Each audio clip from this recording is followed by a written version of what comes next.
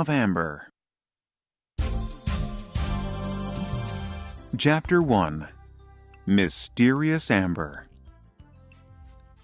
When we think of gold, we think of a pretty metal used in jewelry, in decoration, and in art. However, there is another golden prize.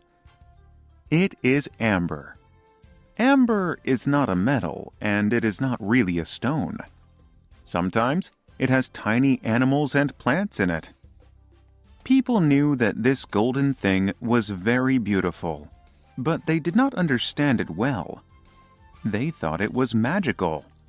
They made up stories about its beginnings. They used it for special reasons. Some of the special things they made with it were small. Some were big. This mysterious thing called amber is valuable in many ways.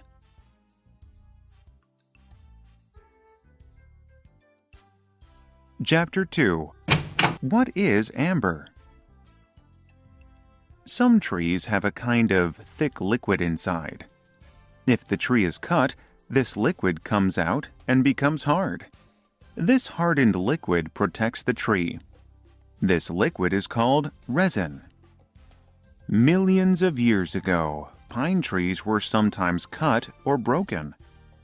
Then, drops of its resin slowly fell down the side of the tree. After a long time, these drops became hard, like stones.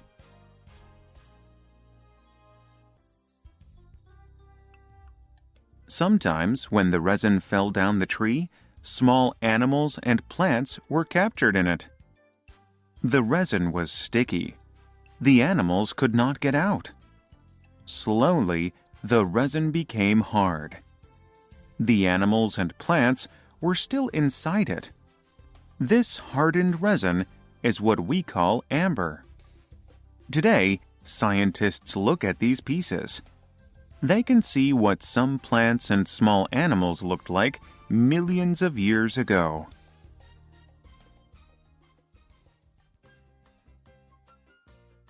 Chapter 3. Finding Amber. Scientists are not the only people who love amber. Common people have loved amber for thousands of years. When they found it, they made jewelry from it. Sometimes they made small statues. Later, they even decorated rooms with it. But first, they had to find it. Most of the amber that we find today comes from Northern Europe, near the Baltic Sea. When resin falls into water and gets buried in mud, it can become amber. Later, the water may go away, but the amber is still there. Remember that amber is not a stone. It is lighter than stone. In fact, amber is lighter than ocean water. When it is on the ocean floor, waves can carry the amber from under the water to the shore. Sometimes, people find amber on the beach. Amber is also found in the ground. It is found in rocks in many places around the world.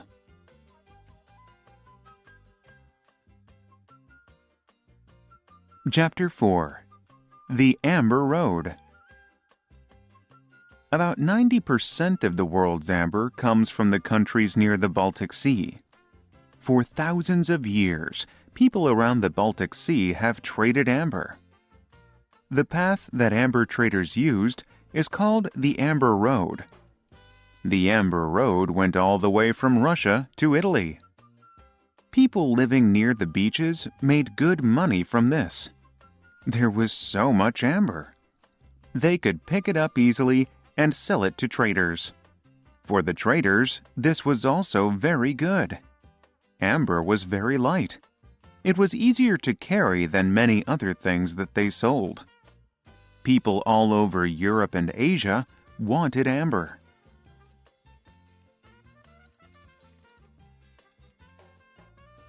People wanted amber for many reasons. Since the Stone Age, people have made jewelry with amber.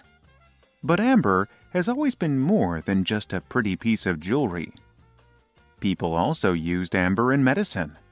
They used it in perfumes as well. Some believed it kept bad luck away.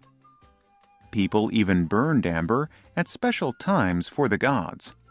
It smells very nice when it burns. People thought that there was something very special about amber. They could see that it was not a stone. It was a hard form of golden liquid. So people began to tell stories about how amber came to be. The stories said that amber was made from the tears of the gods and goddesses. These stories made amber seem even more special.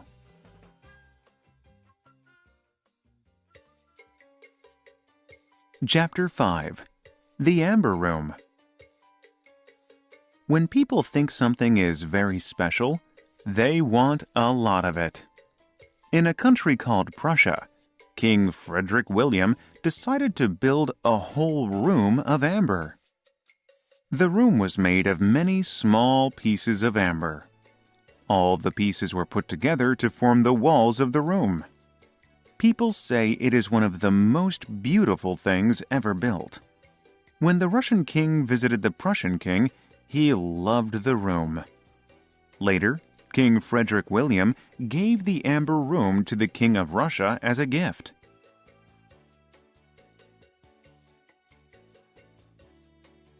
How do you give an amber room as a gift? You take the pieces apart and pack them very carefully. Then you send the pieces to the other person. That is what the Prussian king did. He sent the large pieces that made the walls of the amber room to the King of Russia. For about 200 years, people in Russia were able to enjoy the amber room. Then a terrible war came. During the war, soldiers took the amber room away to Germany. The room was built again in a city called Königsberg. It stayed there for about 3 years. Towards the end of the war, the amber room was taken apart. It was put away. Then, a new mystery began. The amber room was lost.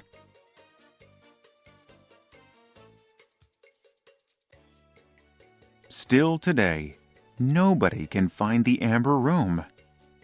It may be in many pieces around the world. It may be in boxes in one place somewhere. Nobody knows. King Frederick William's amber room may be lost, but the idea of the amber room was not lost. In 1979, Russian artists began to build a new amber room. They made new pieces, and they built new things for the room. They made special paintings. It took 25 years to build this beautiful new room filled with golden amber. People who visit St. Petersburg in Russia today can see the new amber room there. People would not let the amber room disappear. Amber is too special.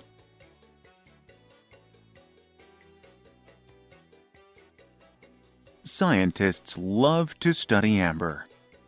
People all over the world wear amber. Kings and queens built rooms with amber. All over the world, people enjoy the history and mystery of amber.